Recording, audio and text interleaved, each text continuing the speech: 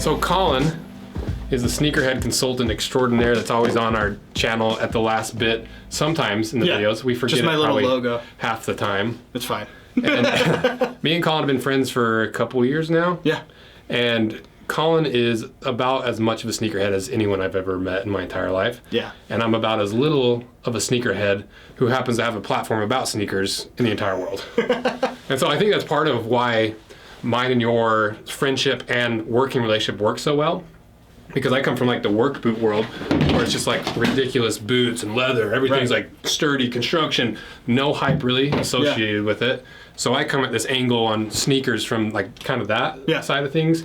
You come from more of the sneakerhead consultant and the product design and development and material science and all your degrees and that's what I was gonna say about this is like I'm a little I would classify myself as a sneakerhead for sure, but I think I'm a little different.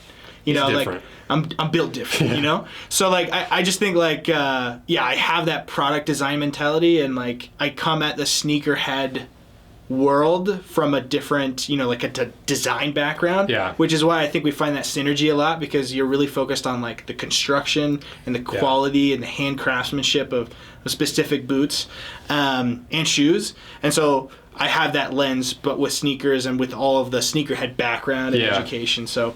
And you don't have that like, because there's certain people that are just hyper focused on like the hype. Yeah. And only focusing on that.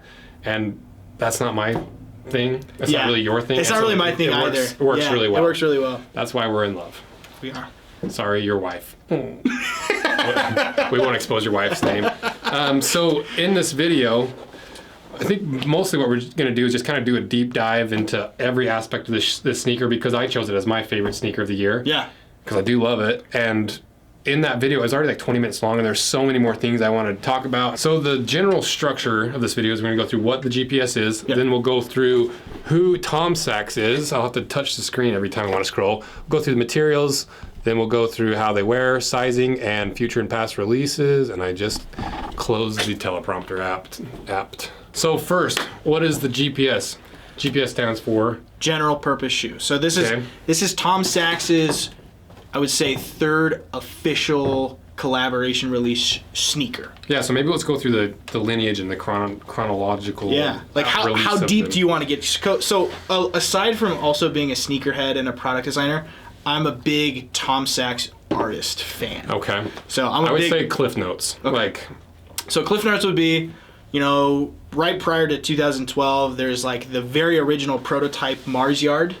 Which is Nike's SFB tooling, which stands for Special Field Boot. Okay. It's actually designed by Steve McDonald, who lives in Park City. Oh, local. The tooling was designed by him and Micah Vaney. Anyway. Killer last name, Vaney. Vaney, A-V. Oh. Potentially worse. But, so that one only debuted in like a video that Tom Sachs did, and it's on how to sweep. Anyway, how to sweep? Yeah, with a broom. Sweep. Yeah, with a broom. You know, the girl I dated in high school, her mom was always making commentary about like kids these days they don't know how to sweep. Yeah. And I never understood what that meant. I don't know. So I don't think what is Tom's supposed to be like? Is he actually taught people how to sweep? Like, what's that about? So the video is essentially when they did this art exhibition called Space Program, or actually was it called Space? It was Space Camp. It's called Space Camp, and it was in the what is it called? Something Armory. The Armory in New York. And it was basically this big, expansive hangar that was like whatever. And they filmed this dude sweeping the entire hangar. Oh, really? Yeah, the entire hangar by hand. And that was his art piece? Yeah, his art piece was talking about, well, the video is an art piece of itself, of like talking like the most efficient way to sweep. That's cool. Anyway, but the first ever Mars Yard is debuted in that video. Okay.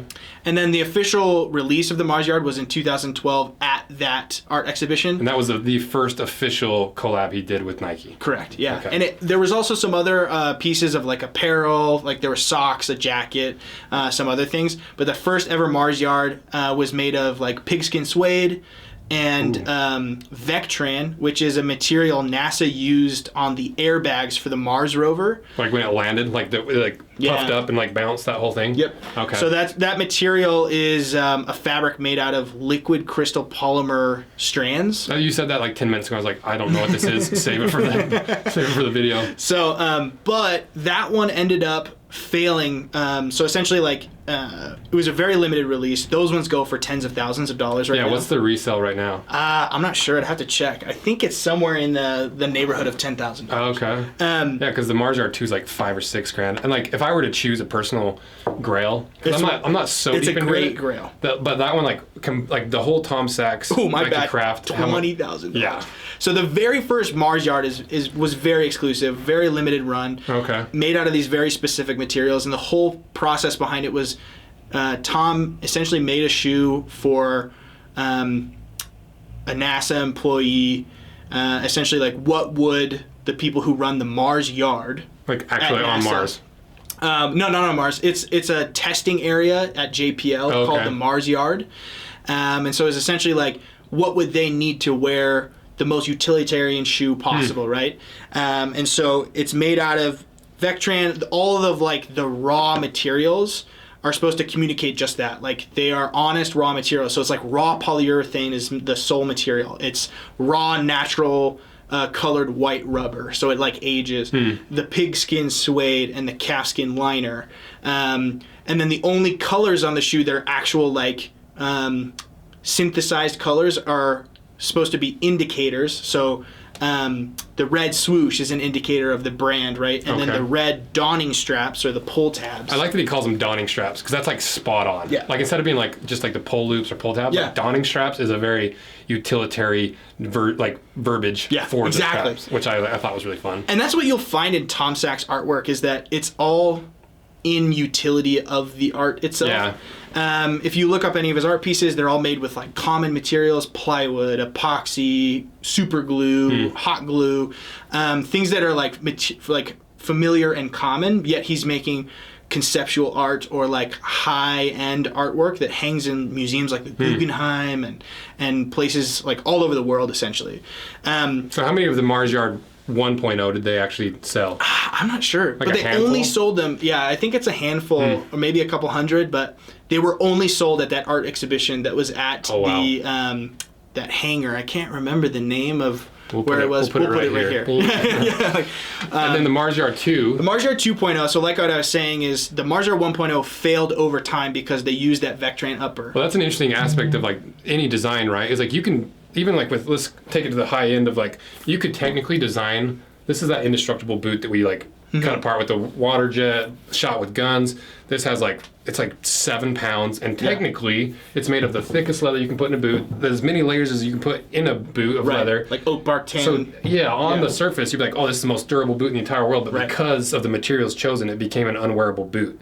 And that's kind of the interesting aspect of some of this Tom Sachs, or like the Mars Yard 1, is like, you did use specific materials, but they don't, the highest quality or the most unique or the most Mars Yard ready materials don't always translate to everyday use quality materials. Exactly. And Tom says, I think he's quoted as saying like he got approached to do the 2.0 and was like, oh, weird, like I don't want to rehash that. We made the shoe. But he also has said that like he felt like he would do it because he got to improve something that failed. Yeah. He got to look back at his failures and make something improve. So the Mars Yard 2.0, which had a much larger release, this is 5 years later in 2017, they just replaced the Vectran with a warp knit mesh, so just like polyester or nylon, and it holds up much better. And those are 5,000 or 6,000. Yeah, those are like right in the 5,000 or 6,000 depending on the size. Sometimes 10K. Like in my size 13, they're like 10K.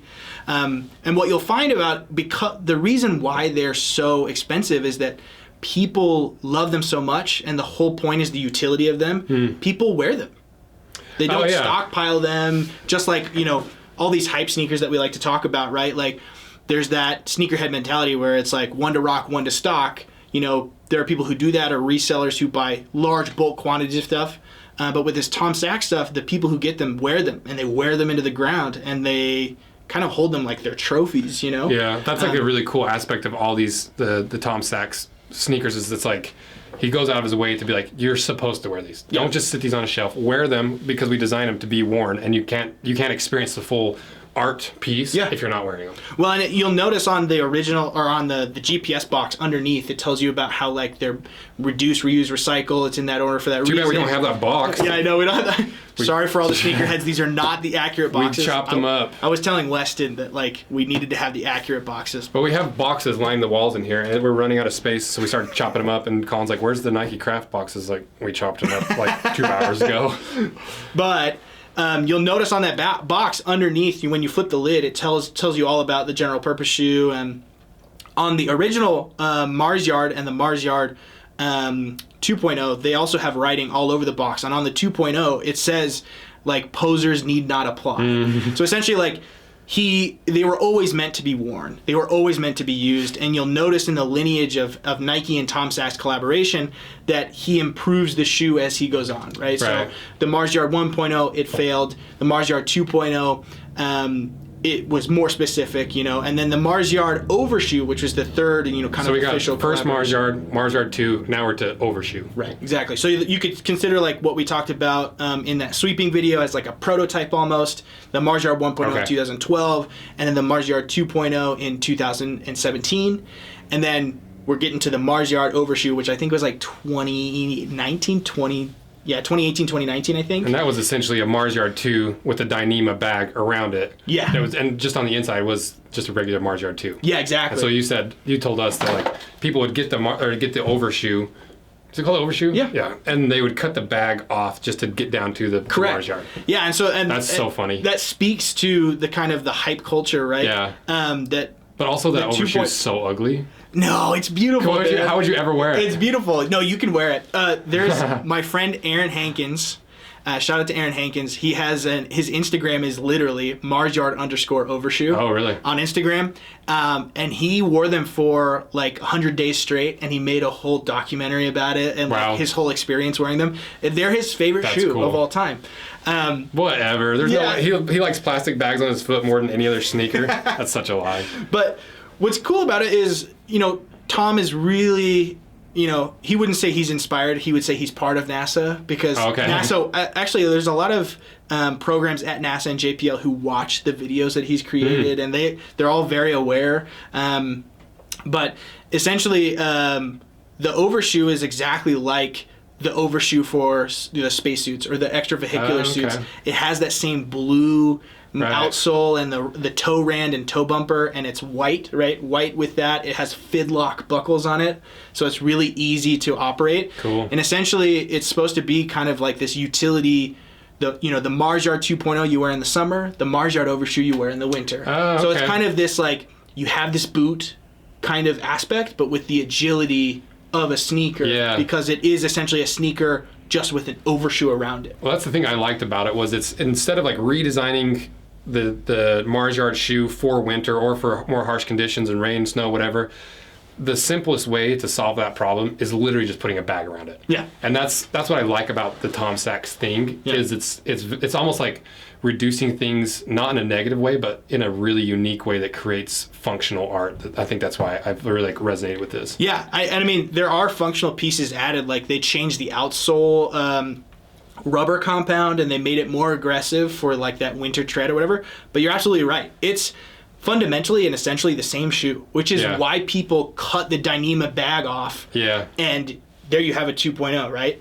But it's interesting because I love that shoe. I think it's beautiful as is. And there's so many people who are like, I think now, if you were to go look, like there are far more overshoes that have been cut up than there are that are intact overshoes. Yeah, that makes sense because I think most people are like, I don't feel like wearing a bag around my shoe. Yeah. I would rather have the I get it, but Dyneema is like a wonder material too. Like it has a higher tensile strength than steel. It's extremely lightweight. It used to be called Cuban fiber, and it's used a lot in like ultra lightweight backpacking.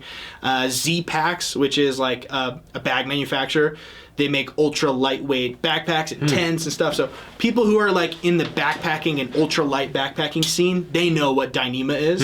And we were just talking about this too. There are certain motorcycle brands who are starting to weave Dyneema strands into their jeans and stuff.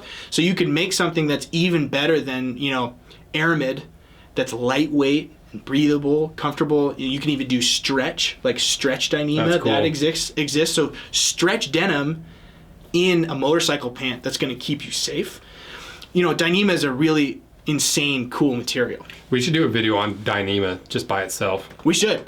That'd be cool. It's a super light material, and there are a few other shoemakers who have made shoes with Dyneema. Oh, really? One specifically that was 2 ex-Nike designers. It's called Speedland, and they make trail running shoes. It's actually a super cool shoe. They have Michelin tread with knobs that you can cut off like a mountain bike tire. Oh, really? Yeah, wow. And it has a BOA system. That's cool. Yeah. We should definitely look at them. Coming after you, Tom Sachs. So then after the Mars Yard, or the Overshoe. Yeah, after the Overshoe, I don't know if people want to consider this one official, but essentially they came out with a prototype called the Mars Yard 2.5, and that one was a little different. It had a different, it's called neck skin, which is like a monofilament weave upper, and it had the same outsole tooling as the Overshoe, so like very grippy, sticky rubber. Okay. But still the SFB tooling. And So was it modeled more after the GPS or after the Mars Yard? That's what's interesting is that's why this is a really interesting shoe to me, is that the GPS is almost a complete departure in a lot of ways. In a lot of ways it's not. In a lot of ways it is a complete departure from the original lineup. And I complained about this when this first came out, was that every shoe that Tom has come out with has been very technical. The materials have always been very specific. And to this one, just like the marketing says, it's just kind of boring. Okay. But there's beauty in that simplicity. Right. And that's part of his branding too, was like, it's like the boring, that whole Volkswagen ad campaign. Exactly. Well, and there's Nike campagns that also look like that. And Right. I don't know, you know, Volkswagen obviously came first, but Right. So then after that shoe, then the Mars Yard, or the GPS. The GPS 1. Yeah, this is the first general purpose shoe. So it was only released in white, right? So right off the bat. This is considered the studio colorway. Okay. I think is what it's called, and it's essentially the color that they wear in Tom's studio. So Tom has a studio where he has studio workers and interns and stuff who help him create his artwork, because you'll see some of his stuff is really big, larger than life, and he really needs a team of people to help him make that art. But yeah, so this is the general purpose shoe. Very, very different, but also very similar in some ways. Like, it has the hallmarks, like the donning straps that we talked about. This whole situation with the tongue label and the donning strap comes out. All of Tom's artwork is also serialized. So underneath the tag, you'll see a serial number. So this essentially means that in 2020, this was the 331st thing that Tom made in 2020. So those are all hallmarks of his artwork. But other than that, it's a pretty big departure from his original work. Well, it seems like his original stuff was like, it was purpose built for specific things, whereas this is quite literally a general purpose shoe. Yeah, and in a way, it is purpose built for a specific thing, right, which is everything, right? Yeah. And on the surface, like, there's those memes like, oh, it's just a Nike kill shot, or it's just like every other vulcanized shoe. But when we've cut it up and looked at it, it's actually pretty different. Right. One thing I want to touch on though too, before we get into all the materials and stuff, that this is unlike the other shoes as well in the fact that it is supposed to be a perennial. So it will always be available. It will always be coming out. And that Tom has really tried to make a point that, like, this shoe is meant for people who want to wear it. So they're killing resellers by constantly releasing more and more of them. There's so many other colorways that are slated to release in the next year. We've seen leaks of them. But this shoe alone has already restocked like 2 other times. And that's what this yellow colorway came from, right? Was a second release of a colorway. Yeah, this was the second colorway that's come out, and it's restocked twice. And in fact, this colorway was released at select Kohl's locations. Okay. So when you think about like anti-hype beast or like anti-sneakerhead culture, like releasing something at a Kohl's in Wyoming is very different than like having to camp out. So Tom's whole thing is that this is a shoe meant for wearing, and you should be able to get it anytime, anywhere. And which the price does, is also right? reflected there too. But like, how many drops have they actually done versus how many? Because that's the claim, right? But even still, they sold out immediately. Nobody can get them. They have They're been still selling out. reselling like crazy. at like but crazy the resale prices. prices are relatively low. I mean, if we look Like at $200 to $400, right? Yeah, exactly. And these are only $110. That was like something in the comments I saw a lot from the GPS video on the main channel. It's like, cool, I love your number one shoe. Wish I could buy it. Yeah. You know, like wish that the whole concept actually came true. So how much of that, like, because now we've kind of gone through the lineage. Started then with the general purpose shoes. It started with white, and then it came to yellow and white, and now they're releasing like brown and some other colorways. Yeah, there's like white with red and white with black, and there's like a lot of other ones coming. The big complaint was like, yeah, I like the idea, but where's the sneakers? This is not like a big enough release to actually justify the name. And I totally understand that, but I think another thing is just be patient. I think they're going to be coming out all the time. So do you think that Tom is pumping out as many sneakers as he can, that Nike's allowing him, or do you feel like there's a little bit of scarcity tactics still being in play? I personally don't believe, because Tom has gone on record for this shoe specifically, like to talk about how like there will just be a ton of them. Yeah. Like he's really trying with Nike to make as many as possible so they get in the hands of as many people as possible. And I'm inclined to believe that. I don't necessarily know that it's the scarcity tactic, because if you look at just pure resale prices, right? Making like an extra $50 to $100 on top of a shoe for a reseller, unless they're doing bulk orders, is not super lucrative. You know, and the bulk orders typically have been getting canceled. You know, a lot of people have been able to get these manually without the use of bots and stuff like that. There's been a lot of bot protection. They've been doing essentially like you put your email in and you'll get an email with the link, and you only have like a certain amount of time to purchase them. They've released on Nike sneakers, which everyone hates Nike sneakers. But like, I really think Tom is telling the truth. Okay. I really do think, and I, like I said, yeah, you can't get it right now in, you know, every store possible, which, you know, you couldn't even get Air Force Ones in all white in your own sneaker store just in the last, 6 to 10 months. Everything's kind of scarce right now, but I think just be patient, because there's lots and lots more coming. And the fact that they've already restocked this 2 or 3 times, I think we're going to see a bit of like the panda dunkification of this shoe. So this is still like novelty, but I think it's going to get to the point where it's very ubiquitous. You're going to see it on people's feet. Well, because you're wearing them, yeah? Yeah, well, even like with the collabs we do, like we'll do a collaboration boot, and people are like, why don't you sell more? Like, because we can't. Like, Knicks and Whites and Goral, all these guys, they only have so much capacity, especially for collabs where they're not making even as much money as they would on the regular shoe because we're taking a cut. Yeah. So there's quantities restricted based on the capacity of the brand. Obviously, Nike's way bigger than these Pacific Northwest boot brands and Goral. But at the same time, I'm like, if I was going to design a shoe that was called the general purpose shoe, my number one thing would be like, it's got to be a big general release. I like none of this hype BS. Like if that's really what Tom was like fighting against, I feel like that would have been like one of the first things. It's like, all right, Nike, we're going to do this, but we got to have a 100,000 shoes made or something. But also at the same time, it's like, how do you convince Nike to like pre-make hundreds of thousands of sneakers before they've sold? Right. So it's a very like tricky. Yeah, I think also like you notice that like this. Let's see, when did it get manufactured? This got manufactured in 2021, but Tom created it in 2020, right? Okay. And so I think there's a lot of like the supply chain stuff that also needs to be taken into account, because this year has been awful. Like the last 3 years have been pretty awful for supply chain stuff. So I think it probably was supposed to be at the very beginning a huge wide release. I wish they would talk more about that, because like for me, I like that behind the scenes. Yeah. Like what is the baseball expression? Oh yeah, inside baseball? Yeah, is that what it is? I don't know. Yeah, inside baseball. I like that stuff, because then it adds context, especially for like a general purpose shoe. I really would have liked to seen behind the scenes and like why he did certain things, and like even some info on like, oh, these are a general purpose. We released X amount, Yeah. But obviously we're just being nitpicky to talk through talking points. Something that you can always do on Nike shoes is there's going to be a manufacturing date. You can see here, this one was manufactured between the dates of October 2021 and January 2022. So this one was made, the beginning of this year. And this one was made October, November, December, January, February, March, April, May, June. June of 2021 through December of 2021. So these were both manufactured like at the very beginning of this year. Okay. Pretty much. Actually, this one was beginning of last year. or end of last year. So yeah, pretty much the beginning of this year, and they didn't release until, 6 months ago.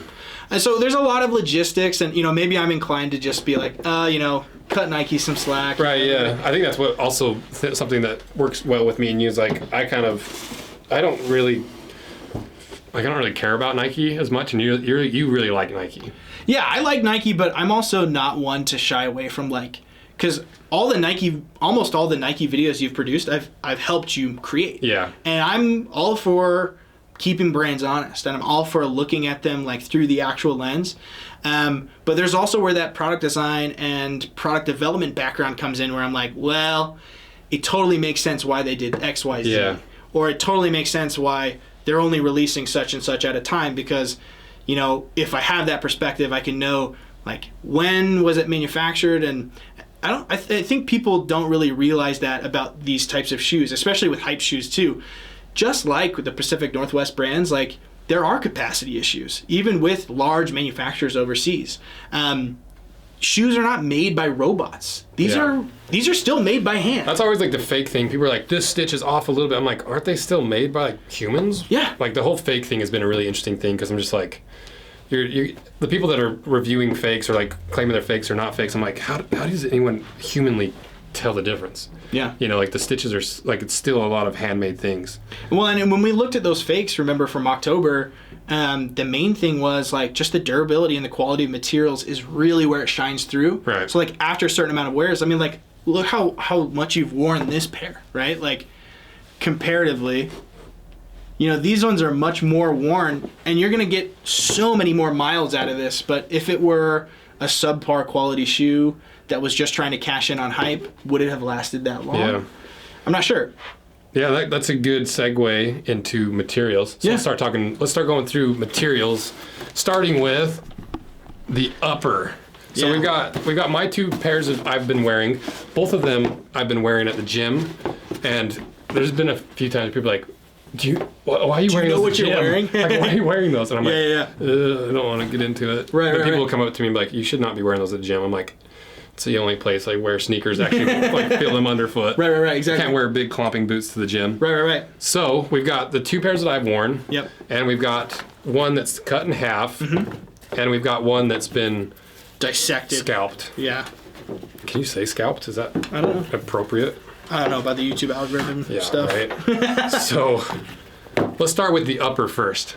So the way let's do this is I'll tell you kind of my experiences with them and my opinion, and you tell me more of with your history of Nike and your material science background, Yeah. what you thought of that. Totally. So let's start with the knit first with the upper. Yeah.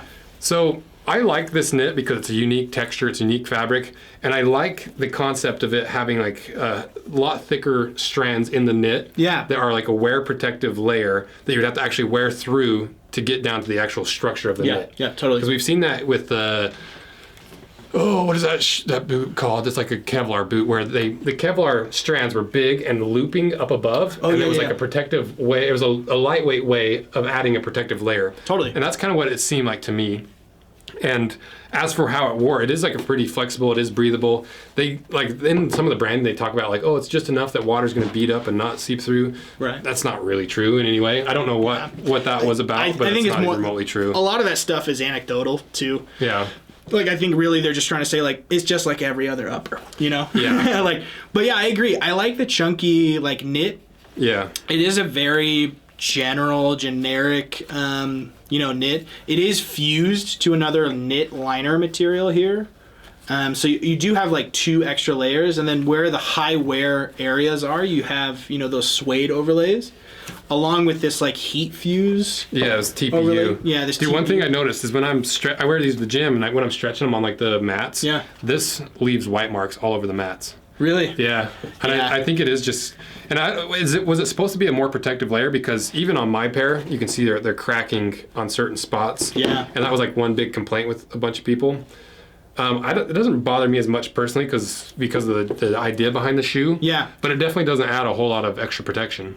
Yeah, I mean, I think it definitely adds some protection, but I don't think it's as much as people may believe, right? If people are coming from the boot world, the overlays are all in service of extreme durability. I think really what this does is like just gives you a little bit extra abrasion resistance. Although I believe this is also a warp knit instead of a weft knit, so it has less tendency to run because it's a zigzag structure. But I do think this adds a certain level of abrasion resistance. I wouldn't say it's extreme durability. Like if this asymmetrical toe box shape was a suede overlay, I would totally say, oh, it's like a suede toe box. It's supposed to add a little bit extra. Well, even like it's a lot of people when they wear their shoes, they lift their big toe a bunch when they walk, and they'll wear through that. Yeah. So any amount of protection through there, and also it helps keep that knit really tight. Exactly. Because if you're putting a high pressure point on your big toe and you're doing this over and over and over, that's going to loosen up and that's going to cause these to be a high tension spot where any abrasion that happens is going to wear through. Exactly. So it would be a high spot and get more abrasion. So, and that's particularly why it's an asymmetrical shape. I like the asymmetry of it. Some people hate it, but I love asymmetry. It also looks good. I mean, think about it. Your foot's asymmetrical. It should the footwear should be designed the same. Yeah, you'd think, right? Like you don't wear 2 right feet or 2 left feet. And then as for the suede is real suede that doesn't have grain in it. Yeah. But it's a $110 shoe. And I do like the fact that, because you can see I've actually started wearing the suede in certain spots. Those ones don't have as much wear, but you can see like I definitely put some wear on the spots. And it's holding up. I mean, there's a reason why suede is on skate shoes. Yeah. It's super abrasion resistant, and despite being made of those splits, that split portion of the grain pattern, it's really good at being abrasion resistant. Yeah. So also, I think we saw like all of these have like a reinforcer. Yeah. They should at least all have a bit of a reinforcer in it. Does the suede on the lower parts don't? Right. It might not, but it also has a toe puff, so you could feel this toe stiffener. Yeah. That's gonna also, because it's fused to that area, so that's also gonna help you too.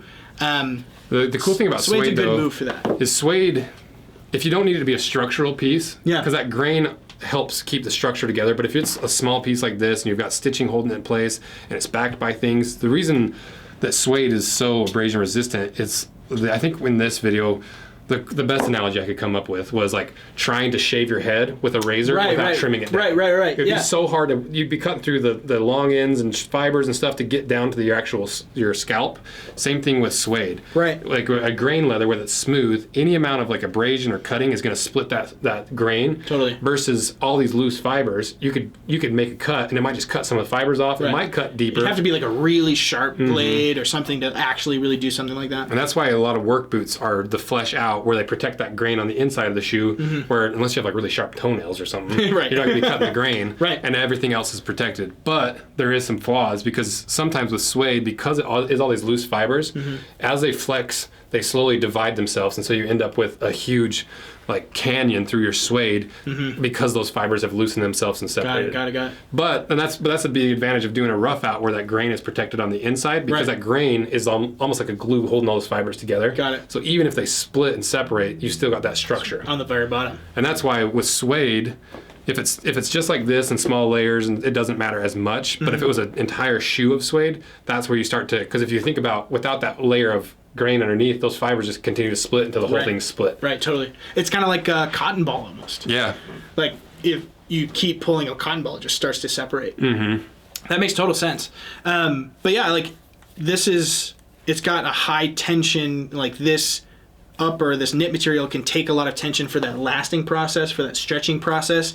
And the suede is in the areas where it probably would only just get abraded. Yeah. And that's what's happening here on your wear spots, and it's holding up pretty well, I'd say. Yeah, and it's smartly designed too, because every spot you're going to have high wear or tension, you have the reinforcement, and then everything else is a seamless piece, because you don't even have a seam at the toe. Like it's kind of like a whole cut shoe with reinforcement. I think it's a one piece upper. I think there's probably underneath a stitch here where this whole upper comes together, and it's probably underneath this, like all of this material here. And to cut it. Another thing I really like about this shoe is a small detail is the lace holes.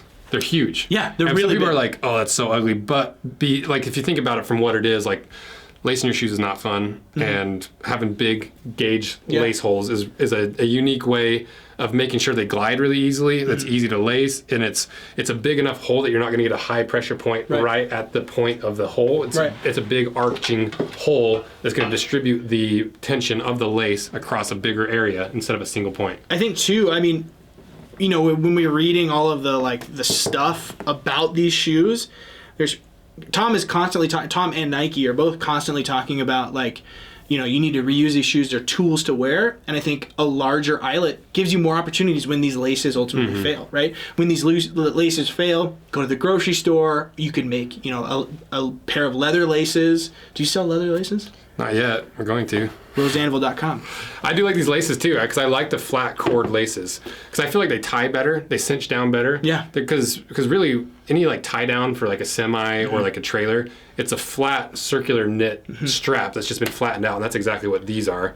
Yeah. And even that little detail I thought was really cool. I think that's also an improvement over, at least on, from what I know, the 2.0 and the 2.5 both used paracord as the laces. Really? And during the wear testing period for the 2.5, a lot of wear testers experienced a problem with their laces untying themselves. Yeah. Because if you've tried to tie a bow in paracord, it's really slippery. Yeah. And it typically just likes to untie itself. Yeah, well, it doesn't tighten around. Yeah. Because it's such a thick cord. Yeah. You don't have the ability to make such a tight little knot like this. So I think the flat laces are also in service to that. They kind of help you create a knot that doesn't slip.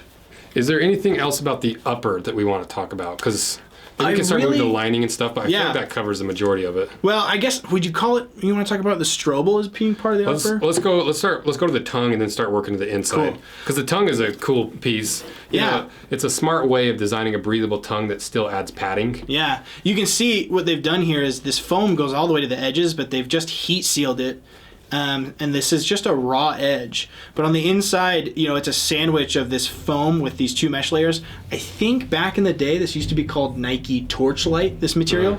But it's a perforated foam that gets heat pressed with this extra mesh material. But yeah, it's a comfortable tongue. The whole point of the tongue is to alleviate pressure from your laces. Yeah. There's also other reasons for it, but I think the main reason is to help alleviate the pressure from your laces. That's why most tongues are padded. Another thing I really like is the donning strap doubles as like a little lace keeper to keep your tongue centered. Yeah. I love really smart design like that, where instead of like, oh, we got to put a lace keeper on there, let's just attach it down here. Yeah, or they'll just cut slits. Yeah. So when you cut slits, you know, you ruin the integrity of this. You know, they could have, you know, put an extra overlay, like one of these heat fused TPU overlays or something like that. But instead, you know, this is really simple. You know, it's an extra, you know, couple centimeter of this webbing. And it's not sewn on as well as the actual donning strap itself. It's like a separate stitch. But all it does is keep your tongue from moving from side to side, right? And that's what I was really surprised at these donning straps. They spit everywhere. Because that X box stitch is how they stitch on. Yeah, the box X stitch. They do it with tie downs. Anything that they're doing a heavy duty strap with, that's how they do it. Yeah. So instead of just a straight line of stitch like you see in most pull tabs. You see that, or like a bar tack. Well, even like boots. In like backpacks and stuff like that. Grab a boot that doesn't, there's none in here that have a pull tab. But every single, even the Pacific Northwest boots, they're usually just like a straight line. Mm-hmm. They're not a dedicated stitch to make that as strong as possible. Right. There are dedicated machines that do this, and they do them so fast. Yeah. Like you just stick it in, it goes. And it took several hundred pounds to pull that off. Yeah. Like, and I think that strap actually failed before the stitch did. I think the strap ripped. I totally believe that. It's interesting, you know, stitching is like an age. It's like hundreds-year-old technology, but really, like, it's a mechanical fastening that's extremely strong. You think about all the force is distributed through this whole stitch line, right? It's extremely, like, people depend on stitching for all, like, parachutes, for backpacks, like, climbing harnesses, stuff like that. Like, there's a reason why this stitch is, like, solid. It's a very low impact way of combining two layers together. So instead of a big hole with a rivet holding it together, you have one singular point. You have hundreds of little points tensioning the whole thing together. Right. So moving forward into the inside, something that I found really interesting about the shoe was the little heel pad that locks your heel in. Because when I was wearing these, I have really skinny ankles. I have really skinny feet. Yeah. And I get heel slip in any pull-on boot and any loose sneaker. And these are notorious for having heel slip. Like a lot of people in the reviews say, like, unless you really tighten them down, like I think Hess Kicks, he ties them in a weird way, and he's like, I can't tie them how I like to tie them. I have to actually tie it.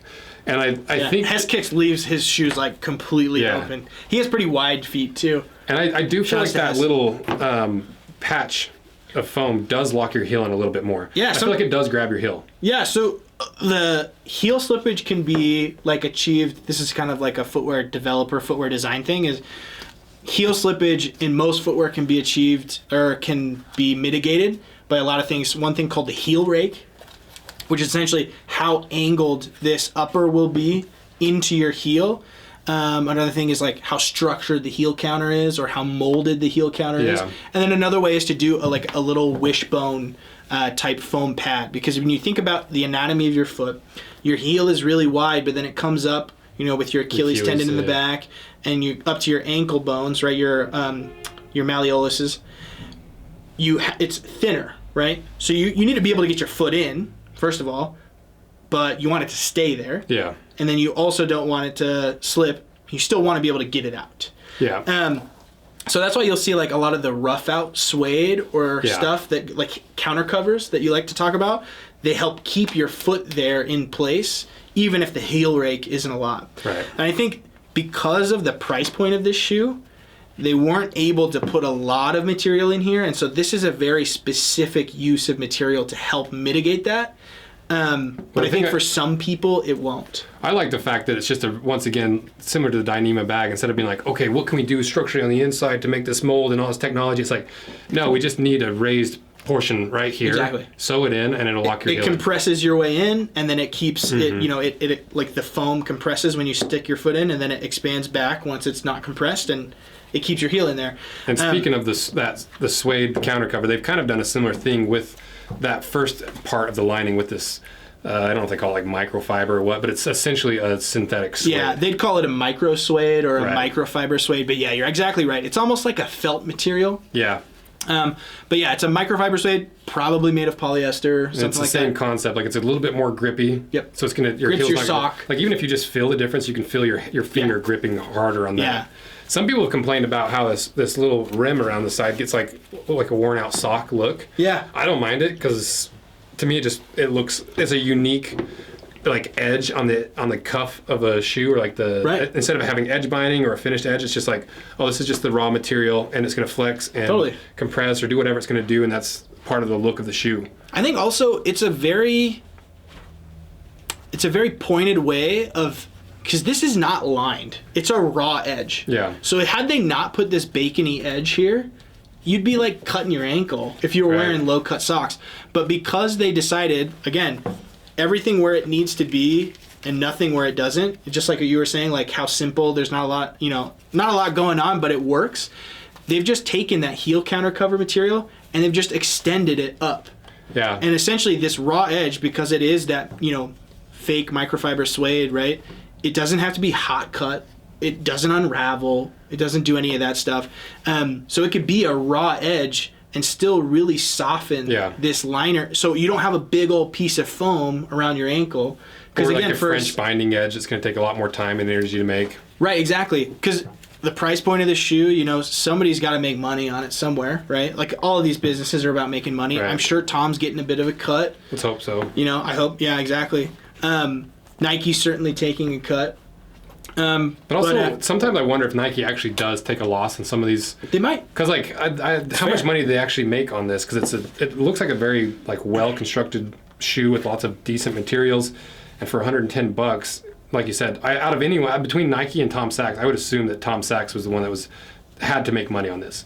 Yeah. Versus Nike, I could see them just using it as a marketing expense. I'm sure they still make money. Yeah. But not. If you're a Nike cost engineer, please reach out. Yeah. Please. And then the rest of the lining is just a simple knit lining. I was hoping that maybe it had some unique water resistant properties where if this absorbed the water that it would stop here. But like I said, I think that water resistant line, like the line about warding off a few rain droplets, I think it's just anecdotal.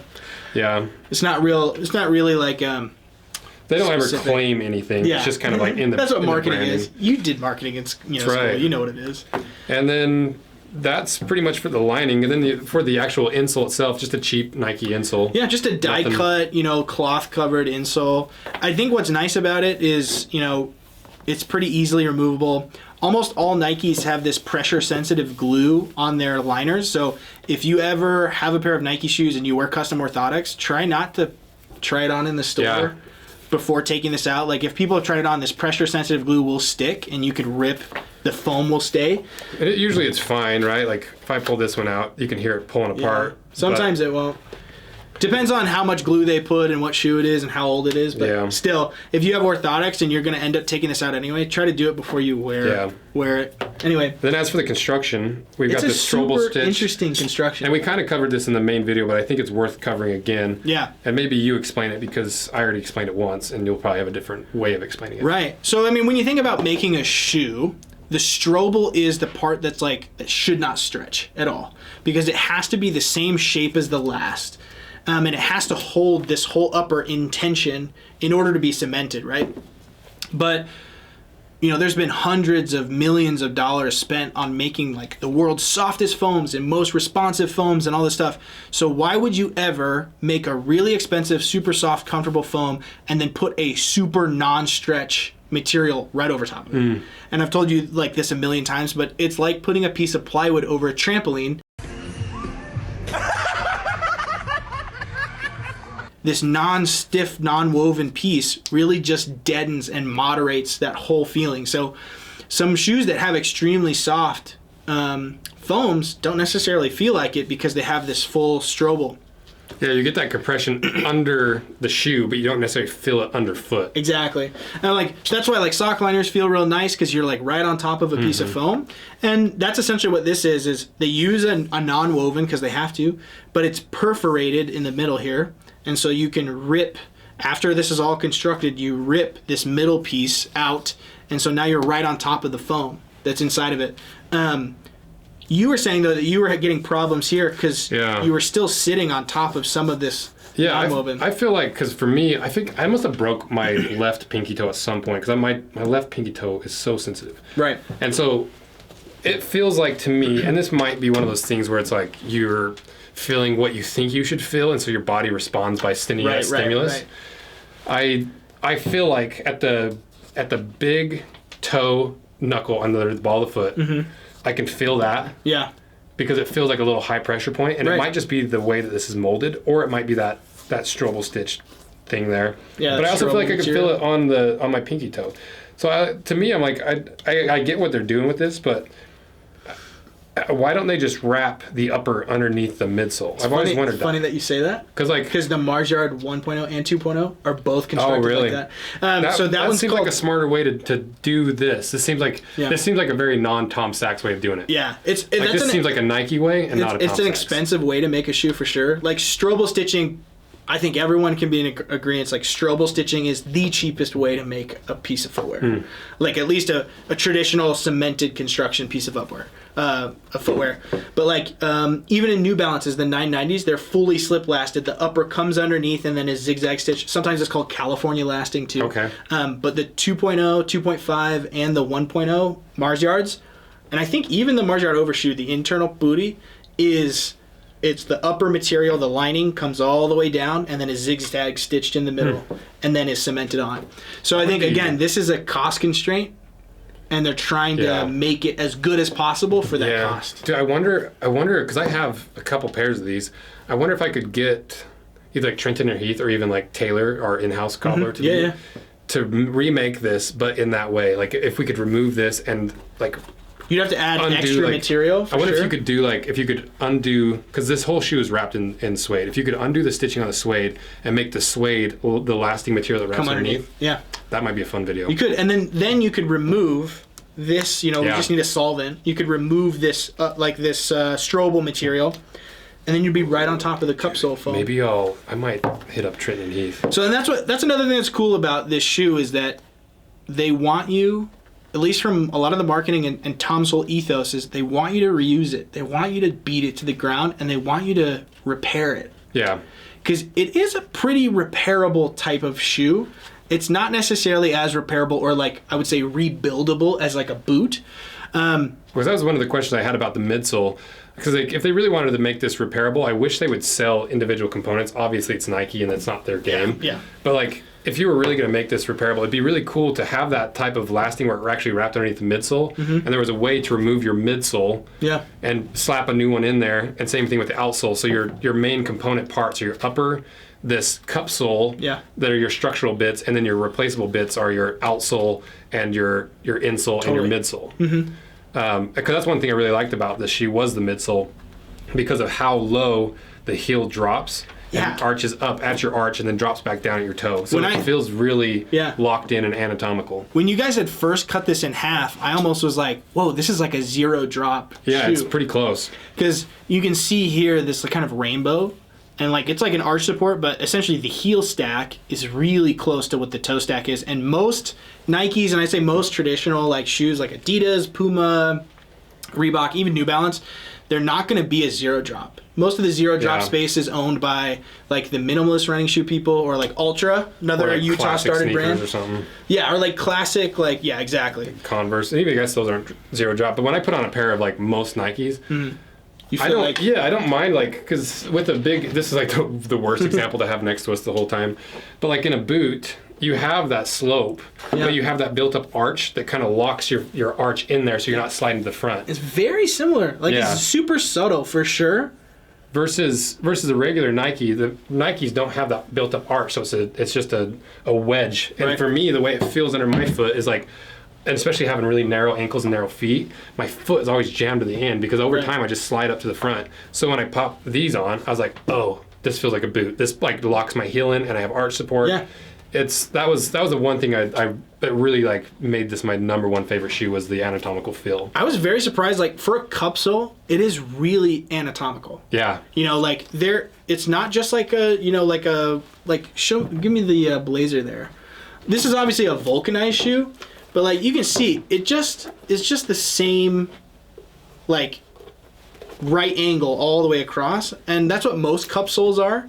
But you can see here, like, we've got a bit of a toe spring, but we got a fairly flat heel.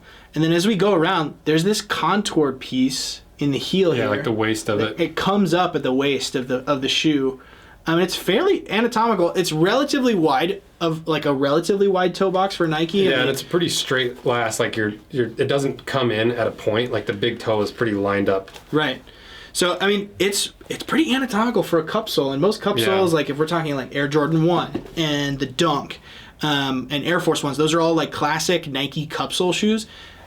Not a lot of them are like this. The Dunk SBs have a very similar cutout like this. The newer Dunk SB tooling has kind of this anatomical arch. I don't know how if I can show this best. That's what we got B-roll for. But the reason they do that in boots is to build up that arch, because imagine if that was just straight and you had that foam in there. Yeah. There's no sidewall to keep that sprung up. And so by bringing that sidewall in and making a waist of that, that foam is now pressing immediately against that rubber instead of another inch of rubber to meet up with the sidewall like on a regular cup sole. Exactly. Which is something I really wanted to cover in the main video, but it just was like so long and redundant.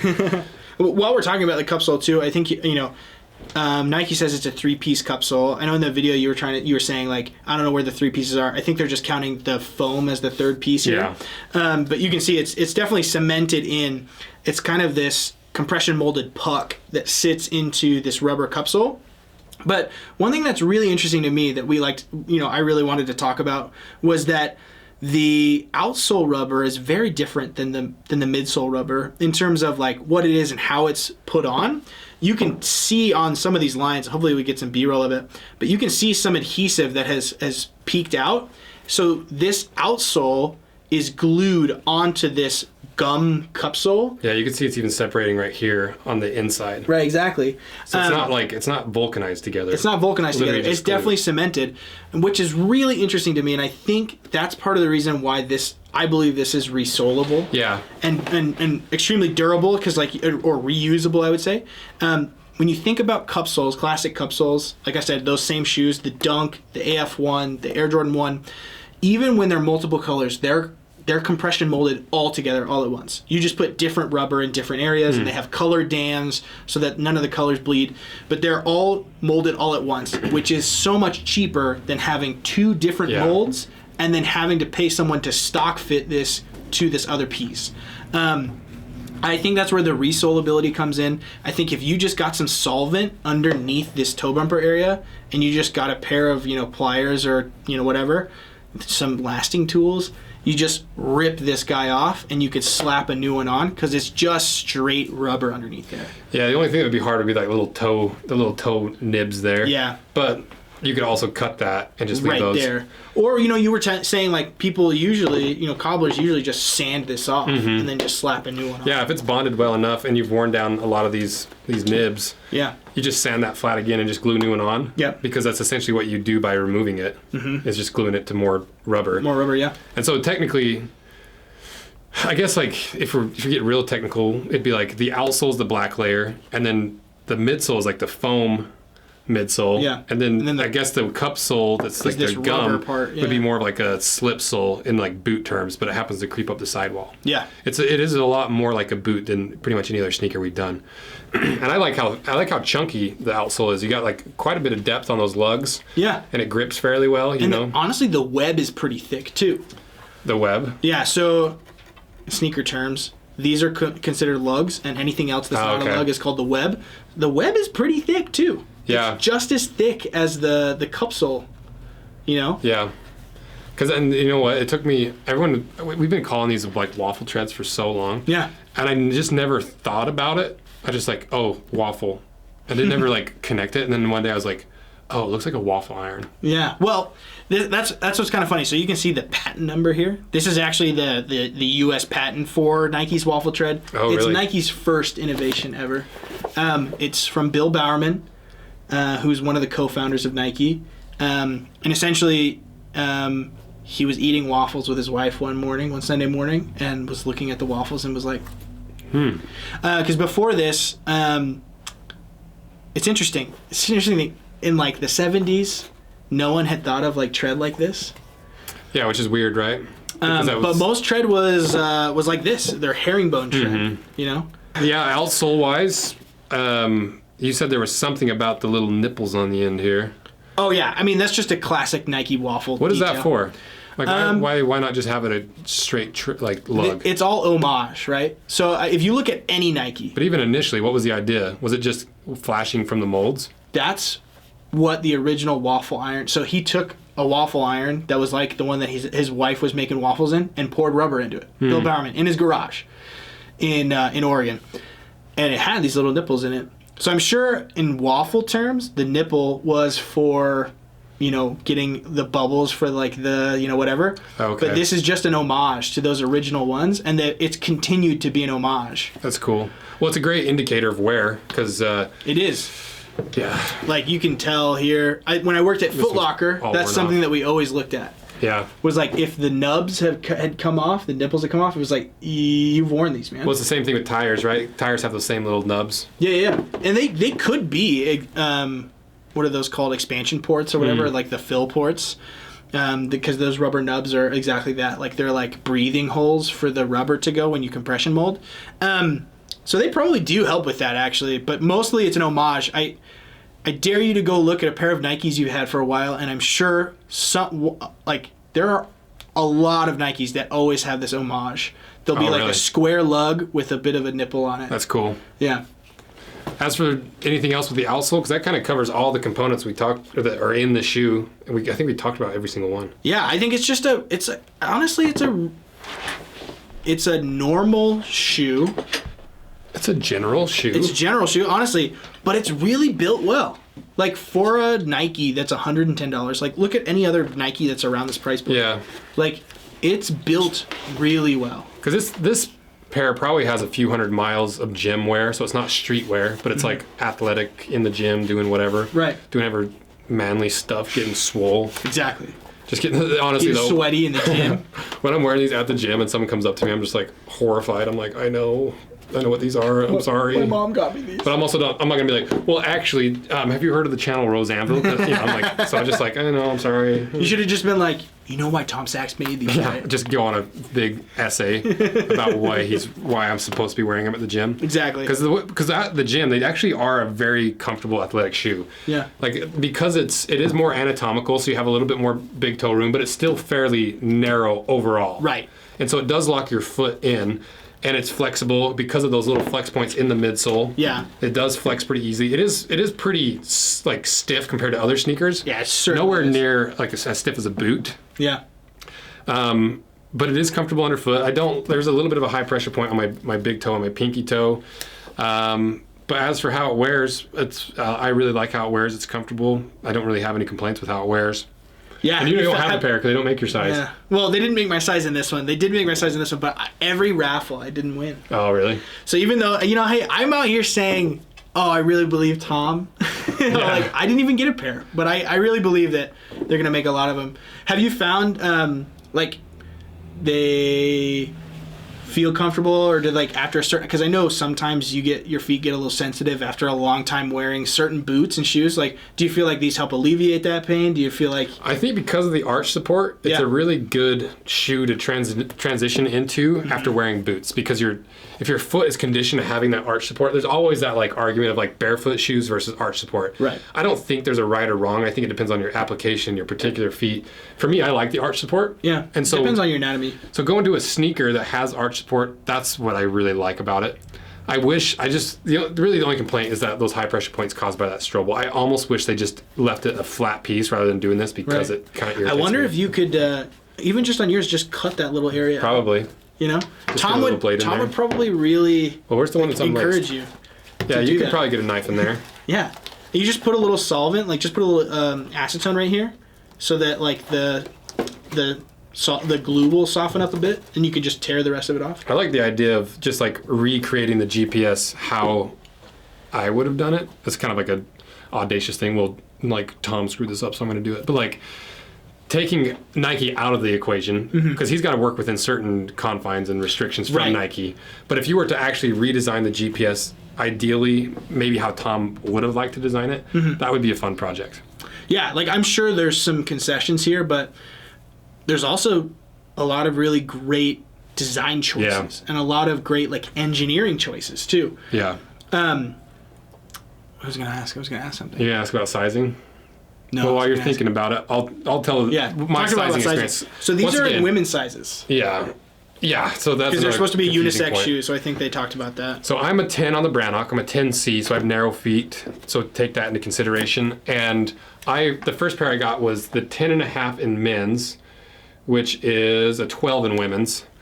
And these fit me really well, and they're nice and roomy. These would be more of like a casual fit, where you could walk around town all day, go to the mall in them, and not have your toes squished. Right. Then I also ordered a pair of 11.5, which is a 10 in men's. Yep. So I've got 10 on the Brannock, I've got a 10.5 that's a roomy fit, and I've got a 10 that is a more tight athletic fit. So if I'm actually going to be like, go on a hike in these, or if I'm going to go do something athletic, I don't know, run around jumping on boxes. A pickup basketball game. Yeah, anything GPSs. that I want support, I would go with the 10. Got it.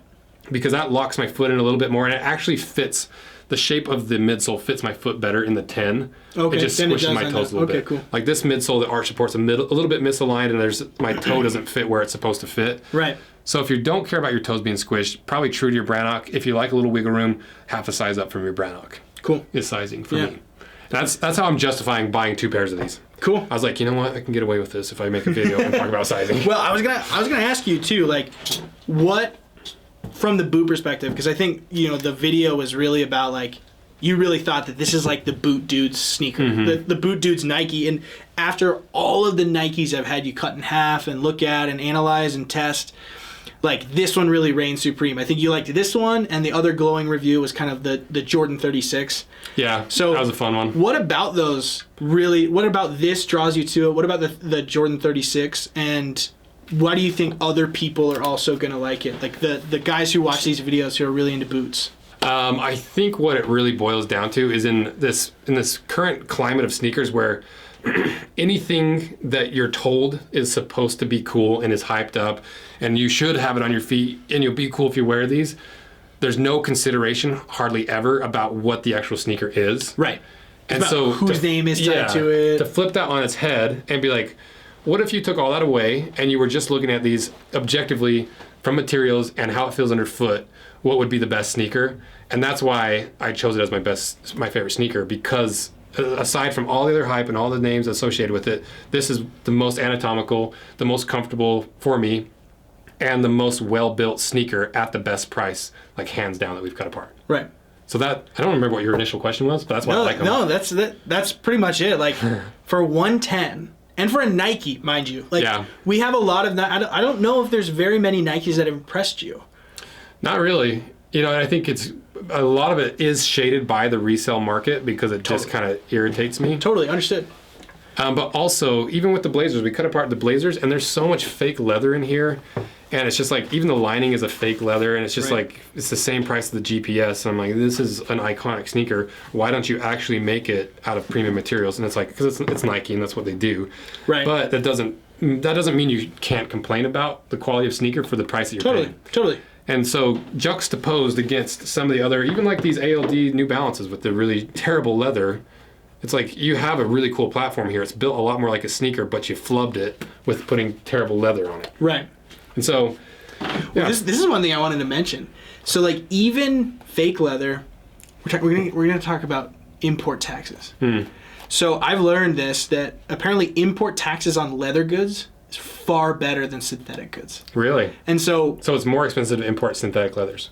No, it still counts as leather because they're using the splits. So you know how like this is fake leather, but it's actually the splits of leather that are glued together, and then there's this big polyurethane coating on top. I'm saying they have real fake leather. There's no leather fibers in some of these components at all. Some of them. Okay, yeah. But the majority of the upper, right? So do they classify that as fake leather? When they import it? This is probably classified as real leather. Okay. Because it's like a certain percentage. If like your shoe's made out of a certain percentage, the upper by weight, is made with a certain amount of leather content, you get a better import duty rate than if you did with. So that's why like these smaller components are probably fake because they're less expensive, and it's not enough for the rest of the upper to be considered fully synthetic, because it uses some reconstituted leather fibers. So that's another thing too. It's kind of like what you had mentioned about the Converse that have like the felting on the bottom. Yeah. Because technically it classifies as a slipper, and the slipper has a better import duty rate. It's pretty interesting. Yeah, and that's like kind of the other side of this too. Is like most people are buying the blazers. They're going to wear them for a year, and they're going to be out of style, and they're going to throw them in their closet, and then 2 years later they're going to go back into the thrift store. Exactly. And so, for Nike's point of view, it's like why should we spend so much more money on making these out of premium materials when 90% of people aren't wearing them? I think that's a really fair point. Like most sneaker brands will have like their main line and their diffusion line, and there's big gaps in quality in both. Yeah. Usually the diffusion line is stuff you find at Rack Room Shoe or DSW and stuff like that. And so that's what this is kind of, you know? Yeah. Because Nike has come out with more premium blazers. And I mean, you compare this one to the SB one. The SB one is far better quality and materials than this one, right? Yeah, I don't think we did the SB blazers, did we? I think you did. I think those were just a different colorway of the regular blazers. But the SB blazers are probably going to be a higher caliber of material, kind of like what we found with the Dunks, right? The Dunks were a higher caliber of material. Was it by much? But really, that's what you have to think about. You have to think about the ecosystem in which this lives, and the ecosystem in which this lives is the reason why it's made that way, right? That's another thing that, on the flip side of the positive spin on Nike, is the negative spin. I'm like, okay, Nike, like you got all these super forward-facing social causes that you're working on, and you're always like promoting these things and equality and all this. Meanwhile, you're just like really driving that fast fashion engine, really dumping fuel into the car of fast fashion, and like promoting and making products that are made of synthetic things that don't biodegrade, that are made to basically fall apart. No, I wouldn't say it's planned obsolescence. Yeah. But it's close. Like it's definitely it's planned for not failure, but it's planned for the lifetime of what they expect people to wear this. Right. And so that's really the only, because I almost would rather have Nike be like an evil empire like Amazon and just be like, yeah, we suck. Like, buy our shoes. Just own it. You know? Yeah, Instead, they have like this that. forward-facing thing, and I'm like, no, screw you guys, because like you can't promote this on your forward, but then hidden on the inside of your shoes is just a bunch of junk that you don't stand for. Right. I hear that. I think that's a fair assessment, and I think that's what makes this channel so important, is that, you know, people shouldn't rest on their laurels. Companies shouldn't rest on their laurels. They should be, you know, essentially analyzed for what they're producing and how. And I mean, even Patagonia, right? You know, the company who sold their company to the world or whatever, you know, or the planet is their only, shareholder, right? There's all number of reasons why they did that, and a lot of it's probably tax reasons. It's hard to trust a corporation. Well, even if you bring that down into the tiny level of this channel, right? Like, we're not doing this solely to improve the world. I'm trying to make money. Yeah. At the end of the day. Yeah. And the Everything's positive aspect of it is that we hopefully will cut down on fast fashion, keep these brands accountable, hold them accountable for their BS, like Alden, like Nike, some of these guys that you just would never know unless you cut them apart. Right. But at the end of the day, I'm trying to make money. Yeah. And so, like, that's exactly fair. all these, like, in the micro with my brand and my business, all the way up to the macro of Nike. Right. It's the same thing. And at the end of the day, businesses have to make money. Yeah. And profit drives everything first and foremost. True. I mean, I don't know if you were trying to tee me up for this, but I wasn't, but go for it. But that's, you know, while a company can be trying to make money and want to make money, and the bottom line is the bottom line, there also can be programs like this where it's the whole purpose is, yeah, we're selling you a product, but we're actively, or the artist or the collaborator is actively telling you that this is the last one you need. And that's what's special about this shoe, is that really the marketing and everything surrounding it is about, it's the last one you should need. They should be tools. You should use them and repair them. They should be durable. We made them to be durable. And so while Nike has, and every company honestly, has the good and the bad, they're trying to make money, but they can still create product that is centered around this. Just, I mean, Knicks and Red Wing and all those other people, they're also trying to make money. Yeah. They do make a high quality product that at the end of its lifetime will probably, you know, I would say 80% biodegrade. So that's great. Most of this probably won't biodegrade. The rubber will, and the suede will, but majority of it won't. I don't know who's to say which one's better or worse. I think there's arguments for both, for sure. And at least Nike's doing something. Right. Because they don't have to. Yeah. Like we've seen with blazers and other things, that they can hide it pretty easily. Nobody actually cares. Right. Most people just want cheaper blazers. Right. So they don't have to do this, and yet they still have some programs like ACG, Nike Craft, and special models here and there that are targeted towards durability, longevity, and resole-ability, which they have their at least they have it. They have their apparel ESC line that they've just launched, and like it was really under the radar, but all of that apparel is Nike apparel. It's made in the US. So there's good and bad, and I think it's, you know, I think corporations just breed the bad anyway. Like big corporations, you should just never trust them. you know, like, it's part of their job to make things as simple and as profitable and as high margins and like low cost. Like that's part of the game. We were talking about this before the cameras were even on. Like, just the whole industry essentially just breeds, like, what is it? I saw this meme that had like all of the different white crossovers from all the different car manufacturers, and it was like, oh yeah, we're very innovative and blah blah blah, like, but everyone is the same. And it's because, you know, industry and consumerism really pushes for that, right? Everybody wants the same thing. Everybody wins, but when everybody wins, nobody wins. Well, and it's like that typical thing of, like, we see it especially in our comment section where people are like, oh, it's made in China, I would never buy that crap. But I'm like, but would you buy it for $400 made in America?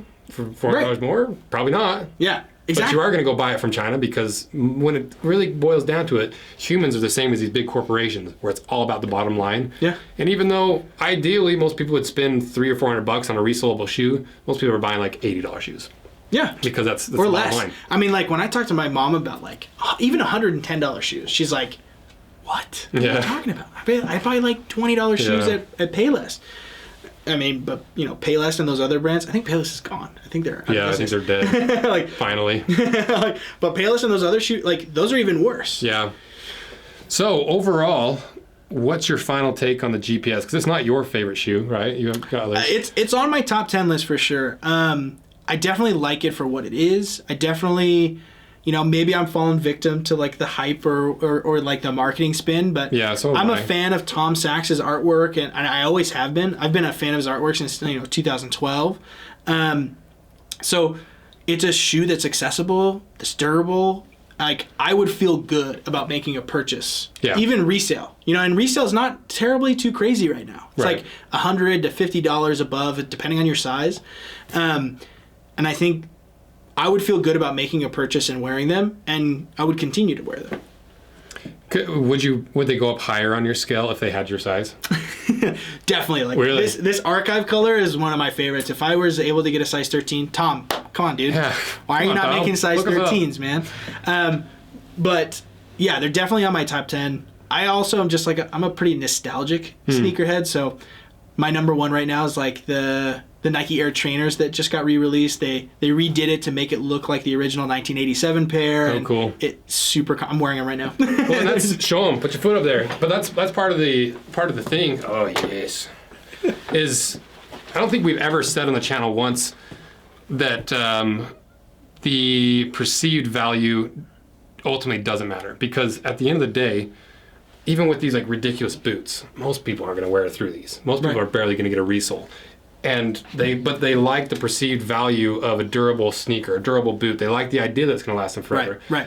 And like falling into that hype is the exact same as falling into the hype of like Travis Scott's or like any other collab. That's very true. That's it's fair the assessment. exact same thing. Yeah. But it's just easier to justify it for people like me who are like, no, well, I actually we're going to wear these, even though I don't. Like I have the option of resoling these, or I have the option to wear these in the ground, but will I? And so that's kind of the whole thing with this channel is boiling and reducing things down to the most objective baseline foundation as possible, and then everyone takes that foundation and builds their own perceived value off of it. Totally. And that's the goal of the channel. And we've wavered here and there. Sometimes I'm in an ornery mood and I'm recording. I'm just like, no. When are you not? I know, seriously. After watching your review, I certainly appreciated the shoe more.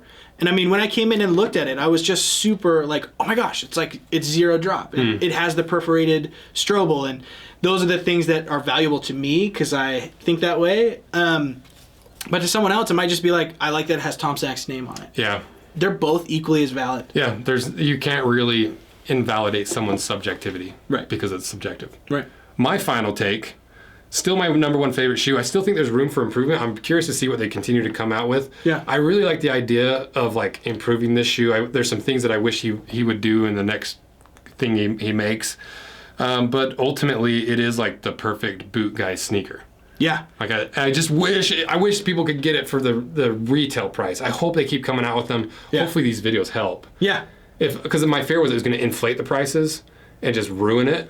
Because it's not like we have that big of an impact, but it still is an impact. Right, totally. And I'm hoping that there's going to be more and more releases, and there's going to be enough demand that there's justified releases to get these actually to a point where you can get them for $110. Yeah.